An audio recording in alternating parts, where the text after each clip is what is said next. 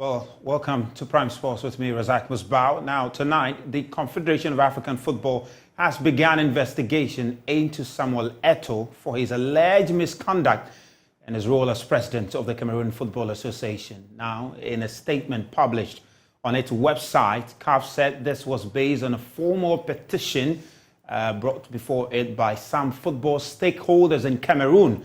And of course, for more on this, we will be joined by a Cameroon sports journalist, Bambe Giovanni, to bring us up to speed on exactly why there is growing move for Cameroon FA President Samuel Eto'o to step down from his role. But before that, here is a statement from the African Football Governing Body relative to that very investigation. You can see it, and it reads that CAF has received a written statement from Cameroon football stakeholders to look into and investigate certain alleged improper conduct by Samuel Eto'o, who is president of the Football Federation of Cameroon. Now, CAF is looking into these requests based on and in accordance with the CAF statute and regulations.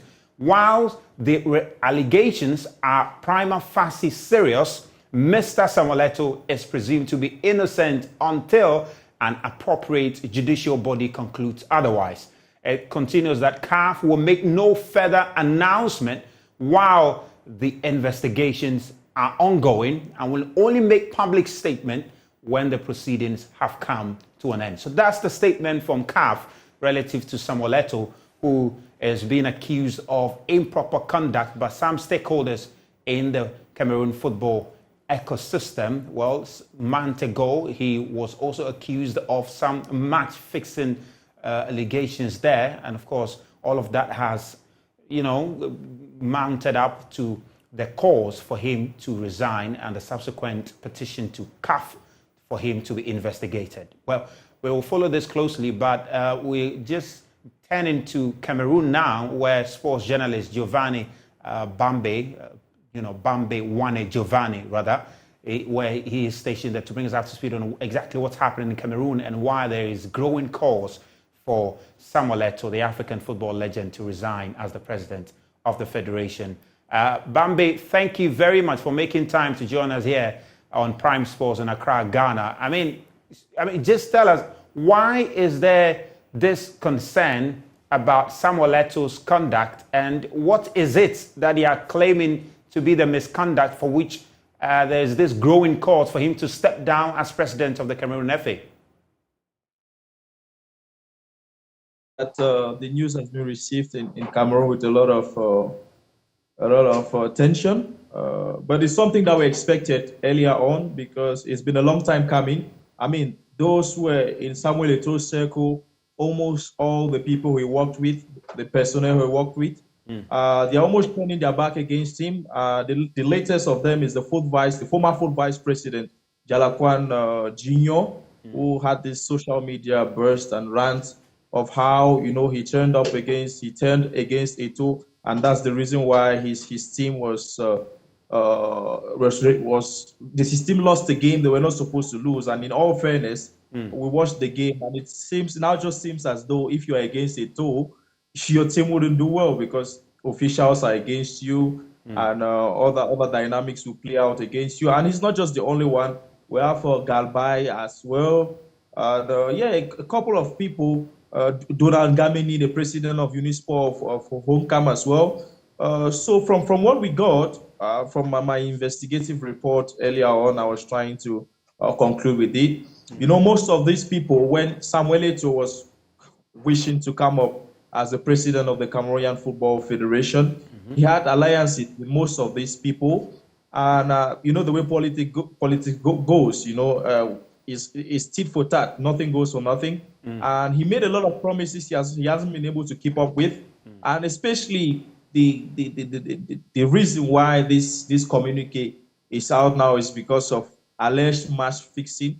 And that's because a club owned by Samuel Eto'o's closest friend, Nkwain Divine, the president of Victoria United, a club based in the southwest region of the country, had to ascend to the Elite One Championship. That's our first year championship. And the way they did it, it's questionable with some of the officiating. It's true that at the end of the Elite 1 and 2 championships, 24 match referees officials were suspended. But then some of the officials who were suspended are rather, as we got rumors, are rather the ones that refused to do the dirty job for the federation. And those who did the job for the federation will still have a couple of names on the list who are still there and will be officiating the next campaign.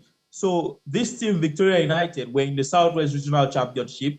And then, because Quite Divine, a close friend to Samuel Eto'o, spent a lot of money during the period of the elections. He was made some sort of promise that his team will gain Elite One promotion and eventually play in the CAF Champions League or Confed Cup. So it had to start from somewhere. And then it started from the regional championship. They gained promotion to the Elite Two Championship. I tell you what, Victoria United played the first 3 or 4 matches of the championship, and they weren't in fine fettle. In one of the games, in fact, the president of Victoria United, a close friend to Samuel Eto'o, Valentine, entered the football field and picked up the ball. The game came to an end. After that, it was written on paper that he was going to be suspended, but the next game, he was in the football field. We saw him do selfies, and it was equally said that he was going to pay a fine of just 500,000 francs CFA. That's about $1,000. We expected more severe sanctions. But I tell you what, from then on, his team did not lose a single game. They had the record number of penalties. They had a record number of penalties. And from some of the clips, I think you must have watched some, it just points fingers as though, okay, this was some sort of, some sort of campaign to get this team to the Elite One Championship. And it happened the way it happened. It frustrated others who put in the monies in football. And that's the reason why we could get young presidents like Donald Gamini, the president of Unisport, speaking out, and eventually the president of Jalakwan Sports Academy. So after the Elite Two Championship, Quine Divine and his team got through to the Elite One Championship. And then later on, he fell out with the full vice president, Mr. Henry Njalakwan Jr., who was head of delegations with the Indomitable Lions to Qatar.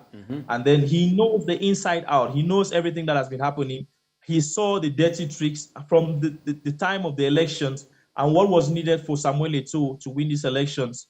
What he did to beat with then incumbent Seydou Mbonjoya. So he has been putting all these things out, beginning with some audio recorded calls. When he was with them, they used to share the calls with him. So I think you must have heard that audio as well circulating. Yeah. But I mean, Bambi, let me just find out though, how has Samuel Eto'o himself been reacting to some of these, things happening in his country? I'm sure even before the matter got to CAF, it was something he was very much aware as, was building up that it was most likely going to end up of CAF.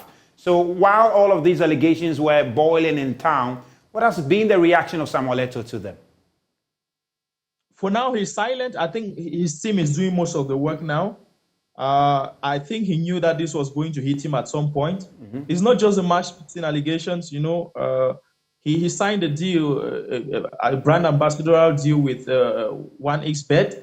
And then, so it just comes from different angles. He's been hit with different bombshells. So I think he's just quiet at the moment. His team is trying to manage the crisis. But I think it's out of hand and it's out of place because so many people who were with him, that's his undoing at this point in time. That's the Waterloo at this point in time. So many people who were with him during the time of the elections, so many people who know about the dirty secrets are now against him.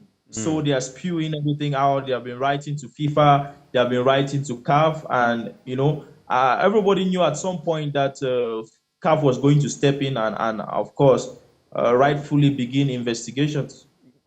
Well, Bambabe, of course, we will keep tabs on this, and as and when this story develops, we'll come back to you for some perspective on it. That, Bambe Wane Giovanni speaking to us all the way from Cameroon on that development relative to the Cameroon football president and African football legend Samuel Eto'o.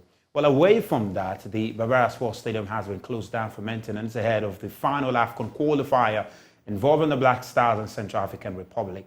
Now, the Ashanti Regional Director of the National Sports Authority, Emmanuel Kojo-Appiah, has been explaining the maintenance works ongoing in the stadium.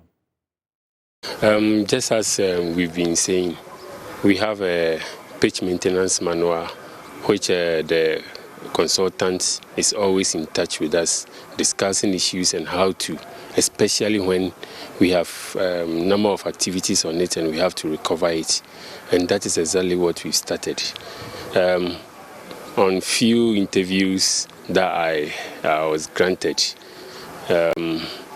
we explained that we've already started works on the pitch, and this morning the first stage was to mow the pitch to the root level.